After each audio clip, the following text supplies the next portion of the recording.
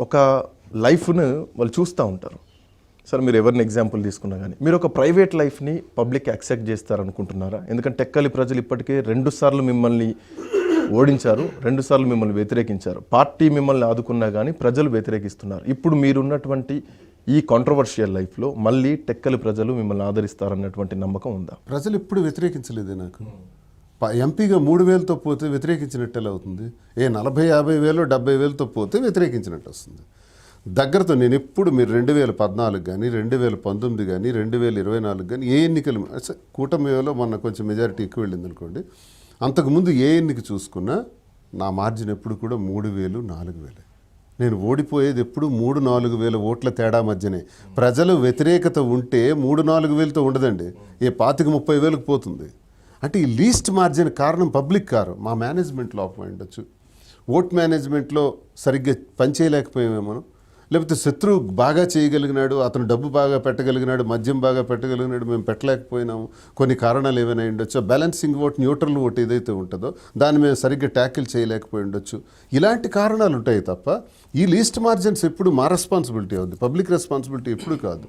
తక్కువ ఓట్లతో ఓడిపోయిన ఎవరిదైనా సరే ఈ దేశంలో కారణం అభ్యర్థిదే అవుద్ది, ప్రజలు కారు. ఇది నా లోపం ఎక్కడో ఉంటుంది తప్ప పబ్లిక్ నాకు ఎప్పుడు మద్దతు చేశారు. 3,000తో ఎంపీగా పోవటం ఏంటి రామ్మోహన్ నాయుడు పైన? అది కూడా నాది ఎందుకు పోయినాను, 7,800 ఓట్లు నా పోస్టల్ బ్యాలెట్ కౌంట్ చేయకుండా పక్కన పడేసినారు. అవే కౌంట్ చేస్తే 4,168 ఓట్లు నావి. అంటే 1000 మెజార్టీతో నేను గెలవాలి 2019లో. అన్యాయం చేశారు. కోర్టులో కేసు కూడా వేశాను, ఈ రోజుగా కేసు నడుస్తుంది. అఫ్కోర్స్ ఎలక్షన్ అయిపోయినా జడ్జిమెంట్ రాలేదనుకోండి. సో ప్రజలే నాకు మద్దతు లేకపోతే 76,000 ఓట్లు అందరికన్నా ఎందుకు వైసీపీ అభ్యర్థులు అందరికన్నా శ్రీకాకుళంలో నాకే ఎక్కువ వచ్చాయి? ప్రజల మద్దతే లేకపోతే అచ్చెన్నాయుడు ఎందుకు అందరికన్నా తక్కువ ఓట్లతో గెలిచాడు? ఆయన కూడా 70-80 వేలు రాకపోతే, నేను రాష్ట్ర పార్టీ అధ్యక్షుడిగా చెప్తున్నాను, నా మెజారిటీ 70,000 అన్నాడు. మరి ఆ పూజకి పనికిరాని పువ్వు నా మీద ఎందుకు 32,000కే ఉండిపోయాడు? అంటే నేను స్ట్రాంగ్ ఫైట్ ఇవ్వగలిగాను ఇన్ని కాంట్రవర్సీస్లో కూడా. ప్రజలు మేము తీసుకున్నటువంటి నిర్ణయానికి మాకెక్కడ ఆక్షేపణ తెలియజేయాల. మా ఇంటి కష్టాలు, మా వ్యక్తిగత విషయాలు, మా టెక్కలి ప్రజలు, మా శ్రీకాకుళం జిల్లా ప్రజలందరికీ క్షుణ్ణంగా తెలుసు. మొన్న అసెంబ్లీ లాబీలో మాజీ ముఖ్యమంత్రి జగన్మోహన్ రెడ్డి గారితో మీరు మాట్లాడుకుంటూ వెళ్తున్నారు. ఏం మాట్లాడారు? ఏం జరిగింది సంభాషణ అక్కడ? అన్న అడిగారు, సిను మళ్ళీ ఇంకా సినిమా హీరోలాగా ఉన్నావా, ఏమైనా మారిందా, నువ్వేం చేస్తున్నావో చెప్తే నేను నీకేదో చేయాలి కదా అని అన్నారు. సార్ నేనేదో చేయాలి, నువ్వేదో చేయాలి, ఇంకేంటి చెప్పు అని అన్నారు. అంటే బిజినెస్లో అన్నిటి గురించి కూడా బాగానే ఉన్నామన్నా, బిజినెస్లు అన్నీ ఉన్నాయి. మరి మా స్టోరీ అంటే నిర్ణయం తీసుకున్నదే కదా అన్న, ఇంకా అది కంటిన్యూ అవుతుందన్న. మరి బిజినెస్లు బాగా చేస్తున్నాం, జిల్లా గురించి కొంచెం మాట్లాడాలన్నా అన్నాను. మాట్లాడదాం అన్నారు. అంతే, ఈలోగా మెయిన్ గేట్ వచ్చేసింది. సో 2.0 వైసీపీలోకి ఎంట్రీ క్లియర్ అయినట్టే ఈ డిస్కషన్ తర్వాత, రైట్? అంటే ఇప్పుడు ఇక్కడ వైసీపీలోకి ఎంటర్ అవ్వకపోవటం అనేది మా జిల్లా సమస్య. ధర్మాన బ్రదర్స్కి నాకు ఉన్నటువంటి ఇష్యూ అది ఎలా డీల్ అవుతుందన్నది చూడాలి.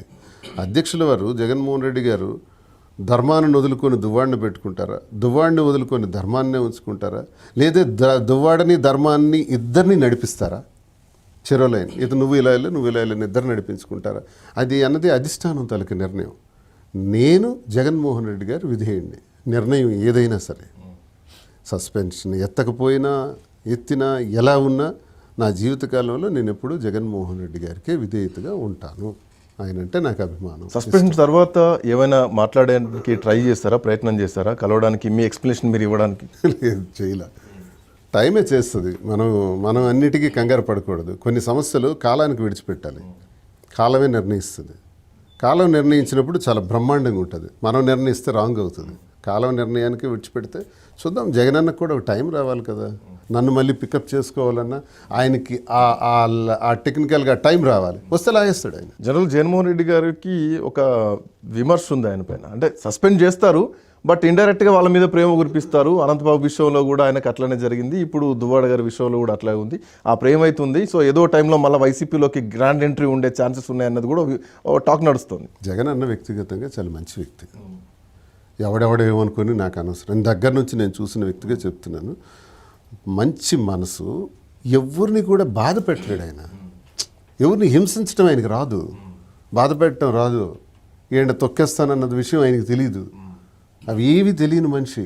ఆయనకి తెలిసిందల్లా ఒకటే, నమ్మటం, నమ్మితే ప్రేమించటం, ప్రేమించిన వ్యక్తి మోసం చేసినా సరే క్షమించేయటం, ఇలాంటి సద్గుణాలు ఉన్నటువంటి వ్యక్తి ఆయన.